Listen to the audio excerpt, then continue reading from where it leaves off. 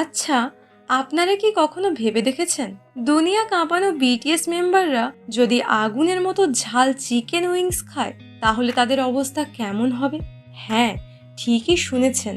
আজকে আমরা রিভিউ করতে চলেছি ইন্টারনেটের সবথেকে পপুলার শো হট ওয়ান্সের সেই এপিসোডটি যেখানে বিটিএস মেম্বাররা অংশ নিয়েছে এক ভয়ঙ্কর স্পাইসি চ্যালেঞ্জে। তাই ভিডিওটা স্কিপ না করে পুরোটা দেখুন। নমস্কার বন্ধুরা, আমি সাথী। আজকের ভিডিওতে আপনাদের সকলকে স্বাগত জানাই। তাহলে চলুন ভিডিওটা শুরু করা যাক। ভিডিও শুরুতে হোস্ট সন ইভান্স বিটিএসকে এক রাজকীয় উপায়ে পরিচয় করিয়ে দেন। তিনি জানান বিটিএসের পর বিটিএসই একমাত্র গ্রুপ যারা এক বছরে 3টি নাম্বার 1 অ্যালবাম দিয়েছে। এরপর ক্যামেরায় দেখা যায় আমাদের 7 হিরোকে। হোস্ট তাদের নতুন অ্যালবাম আরিরাং, গান, সুইম এবং ওয়ার্ল্ড ট্যুর নিয়ে কথা বলেন। আরএম মজার ছলে প্রেডিক্ট করেন যে কোরিয়ান হিসেবে তারা ঝাল খেতে পারলেও এই চ্যালেঞ্জে হয়তো তারা দুর্বল হয়ে পড়বেন। তবে তিনি বাজি ধরেন জাংকুক আর জিমিনের ওপর। লেভেল 1-এ ছিল গার্লিক ডিলাইট, যেটার ঝালের মাত্রা ছিল 1900 স্কোভিল। শুরুতে সবাই খুব হাসি খুশি ছিল। আরএম এটাকে মিষ্টি বললেও কয়েক সেকেন্ড পরেই ঝালের কিক অনুভব করেন। এই ফাঁকেই তারা তাদের নতুন গান বডি টু বডিতে কেন কোরিয়ান ঐতিহ্যবাহী আরিরাং সুর ব্যবহার করা হয়েছে তা ব্যাখ্যা করেন। সুগা জানান 2026 সালের জন্য তারা কোরিয়ান সংস্কৃতিকে বিশ্বের দরবারে নতুনভাবে তুলে ধরতে চেয়েছিলেন। লেভেল 2-এ আসতেই ঝালের মাত্রা এক লাফে 18,000 স্কোভিলে পৌঁছে যায়। জেহোবার জিনের মুখ দিয়ে অদ্ভুত আওয়াজ বের হতে শুরু করে।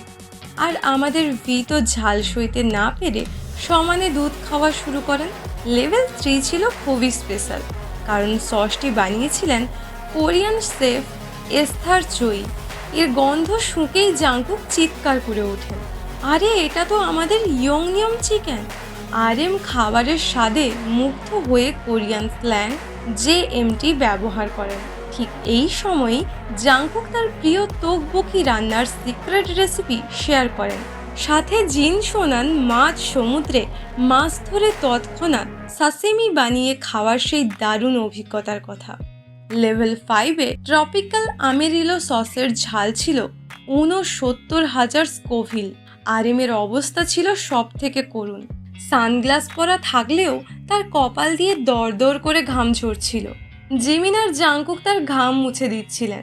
ঝালের মাঝেই সুগা তার ছোটবেলার সংগ্রামের কথা শোনান, কিভাবে তিনি দেগু শহর থেকে স্বপ্ন নিয়ে সিউলে এসেছিলেন। জিন বলেন শুরুর দিনগুলোতে অনেক বিপদ পার করেছেন বলেই বর্তমানের এই কষ্টগুলো তাদের কাছে এখন সহজ মনে হয়। ঝাল থেকে মন সরাতে তারা শুরু করেন 369 গেম। শর্ত ছিল যে হারবে সে আর দুধ খেতে পারবে না। দুর্ভাগ্যবশত হোস্ট সন ইভান্স নিজেই হেরে যান।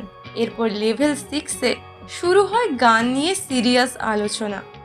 জাংকুক জানান 120টি গান থেকে মাত্র 14টি গান তারা কিভাবে পয়েন্ট স্কোরিং সিস্টেমের মাধ্যমে অ্যালবামের জন্য বেছে নিয়েছেন। লেভেল 7-এ আরএম ব্যাখ্যা করেন নামজুনিং শব্দের অর্থ, অর্থাৎ যান্ত্রিক জীবন থেকে দূরে প্রকৃতির মাঝে সময় কাটানো। এই পর্বে হোস্ট শনের অবস্থা খুব খারাপ হয়ে গেলে বিটিএস মেম্বাররা গেমের নিয়ম ভেঙে তাকে দুধ খাওয়ার অনুরোধ করেন, যা তাদের মানবিকতার পরিচয় দেয়। লেভেল 8-এ দ্য বম সস মুখে দিতেই স্টুডিওতে তাণ্ডব শুরু হয়। জেহব আসন ছেড়ে উঠে পড়েন আর জিন চিৎকার করতে থাকেন। এর মাঝেই আরএম তার পুরনো র্যাপার নাম রঞ্জ রান্ডা নিয়ে মজার স্মৃতি শেয়ার করেন। লেভেল 9-এ শুরু হয় বিটিএস সুপারলেটিভস। জানা গেল দলের সেরা রাঁধুনি জিন ও জাংকুক।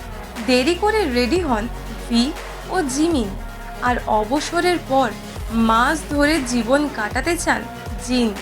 ঝালের জ্বালায় জেহব তখন নিজের আসনেই সুইম গানের স্টেপ করতে শুরু করেন যাতে শরীর কিছুটা ঠান্ডা হয়। জিনের অবস্থা তখন এতটাই শোচনীয় যে তিনি কাঁদছেন কি না নিজেই বুঝতে পারছিলেন না। অবশেষে এলো সেই ঐতিহাসিক লেভেল 10। ভি বুদ্ধিমানের মতো আগে ভাগেই হার মেনে আইসক্রিম নিয়ে বসে পড়েন। বাকিরা যখন দ্য লাস্ট ড্যাব নিলেন তখন জিনের চিৎকারে স্টুডিও ফেটে যাচ্ছিল। RM চশমার নিচে মুখ লুকিয়ে কান্নার ভান করছিলেন। অনুষ্ঠান শেষে মেম্বাররা আর্মিদের উদ্দেশ্যে ভালোবাসার বার্তা দেন এবং মজার সব পোজ দিয়ে শো শেষ করেন। তো বন্ধুরা, BTS এর এই স্পাইসি চ্যালেঞ্জের কোন অংশটা আপনার সব থেকে ভালো লেগেছে কমেন্টে জানিও। ভিডিওটা ভালো লাগলে লাইক দিও এবং প্রিয় বন্ধুদের সাথে শেয়ার করো। সবাই ভালো থেকো, সুস্থ থেকো। দেখা হচ্ছে পরের ভিডিওতে।